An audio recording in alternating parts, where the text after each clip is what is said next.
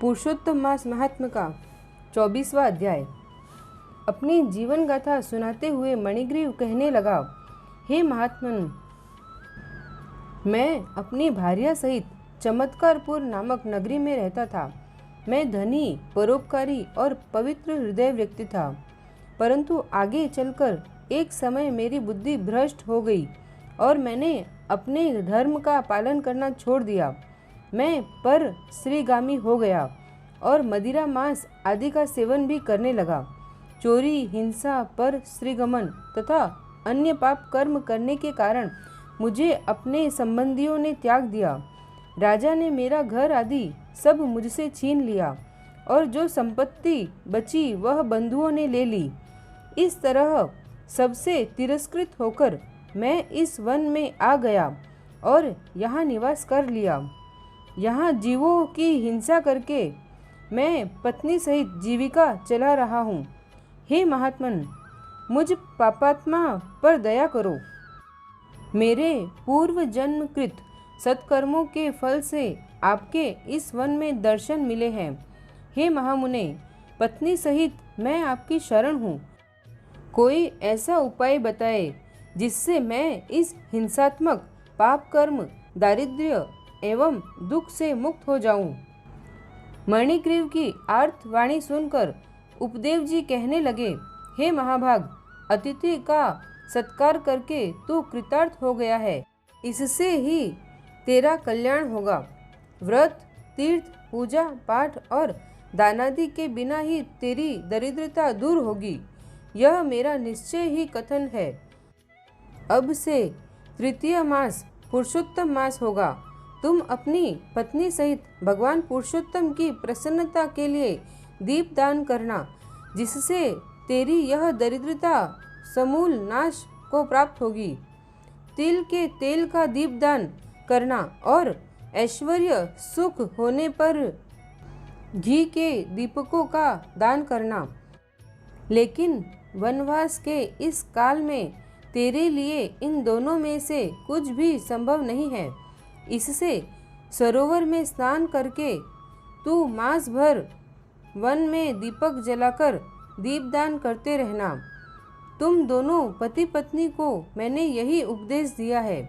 वेदों में अनेक प्रकार के दान आदि कर्मों का वर्णन है, किंतु वे सभी पुरुषोत्तम मास में दीपदान की 16वीं कला को भी नहीं पहुँच पाते। पुरुषोत्तम मास के दीपदान की महिमा का वर्णन करते हुए स्वयं भगवान नारायण ने कहा है कि सारे तीर्थ और सारे के सारे शास्त्र पुरुषोत्तम के दीपक की 16वीं कला के समान भी नहीं। योग, ज्ञान, सांख्य सारे मंत्र इस पुरुषोत्तम मास के दीपक की 16वीं कला से भी निम्न है।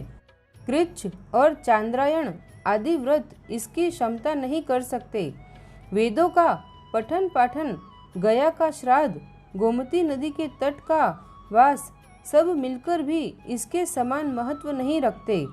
इसी से पुरुषोत्तम मास में दीपदान अवश्य ही करना। मैंने यह तुम्हें दरिद्रता के नाश की युक्ति बतलाई है। हे वत्स, तुम्हारा कल्याण हो, तुम्हारी सेवा से प्रसन्न हो। मैं अब प्रस्थान करना चाहता हूँ। अगस्त्य जी बोले। इतना कहकर वह श्रेष्ठ विप्र उपदेव जी द्विभुज मुरलीधर भगवान को स्मरण करते हुए प्रयागराज की ओर चल पड़े। दोनों पति पत्नी भी उपदेव को आगे तक पहुंचाने के लिए चल पड़े। इसी प्रकार चलते चलते कुछ दिवस बीत गए तो वे दोनों ब्राह्मण से आज्ञा पाकर अपनी झोपड़ी पर लौट आए और पुरुषोत्तम भगवान का स्मरण करते हुए भक्ति के साथ 2 मास बिता दिए। पुरुषोत्तम मास के प्रारंभ होने पर उन्होंने सावधानी से इंगुदी के तेल का दीपक संपूर्ण मास प्रज्वलित किया और व्रत नियम से रहकर उन्होंने संपूर्ण मास व्यतीत किया। पुरुषोत्तम भगवान श्री कृष्ण जी की कृपा से उनका अंतःकरण निर्मल और जीवन अत्यंत धार्मिक हो गया था। सभी प्रकार के सुख व ऐश्वर्य भोगने के पश्चात समयानुसार पति पत्नी यह शरीर त्याग कर स्वर्ग में जा पहुँचे। वहाँ के सुखों का भोग करने के उपरांत उन्होंने भारत भूमि पर पुनः जन्म प्राप्त किया। तुम राजा बीरबाहु के पुत्र चित्रबाहु नाम से प्रसिद्ध वही मणिग्रीव हो।